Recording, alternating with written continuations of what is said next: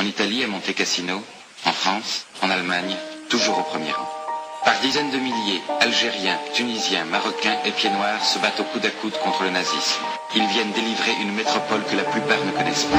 Oh, 1962, la France est ravagée par la Seconde Guerre mondiale de 1945. La victoire a coûté cher, en argent, en litres de sang. La chute des Allemands, puis la fin de Hitler. Tirailleurs sénégalais, épaulés par l'Algérie, ont quitté leur petite chérie pour l'amour de ce pays. La bataille est finie, c'est le début de la troisième guerre. Des obus sont restés coincés dans les routes de Poitiers. La France doit reconstruire, rebooster son économie, rembourser les milliards de l'américain, son ami. À ce moment-là, la France ne se sentait pas très forte. La guerre fut un gros choc, la capitale était morte. Il fallait la relooker au même titre qu'un mannequin, car ses talons s'étaient cassés sur les routes de Berlin. Pour ça, il fallait des hommes costauds, robustes, prêts à tout pour la famille, laissés au bled dans la famine. C'est là qu'ils ont fait appel aux immigrés, portugais, noirs, maghrébins, rital, espagnols. Tous avaient un point commun, fuir la misère dans le besoin. Tous prêts à travailler comme des dogs argentins. La main d'œuvre est humaine,